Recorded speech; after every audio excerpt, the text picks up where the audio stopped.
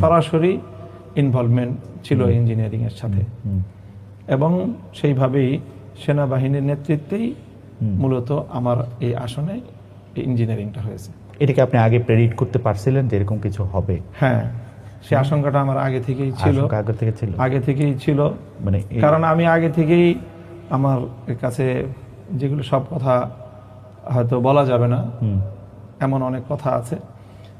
সেনাবাহিনীর আকাঙ্ক্ষা ছিল যেন আমরা বিএনপির সাথে এলাই করি।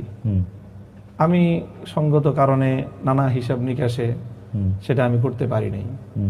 করতে না পারার কারণে তাদের একটা ক্ষোভ আমার প্রতি ছিল, আমার প্রতি, এবং সেই ক্ষোভের জায়গা থেকে এবং হয়তো আরো দেশের বাইরের যে সকল শক্তিগুলো আমাদের বাংলাদেশের ইন্টারনাল রাজনীতিকে নিয়ন্ত্রণ করে বা প্রভাব অনেক বেশি যারা সৃষ্টি করে, তারাও অনেকে ব্যক্তিগতভাবে আমাকে চায় নাই যে আমি ঠিক ওই জায়গাটায় প্রতিনিধিত্ব করি।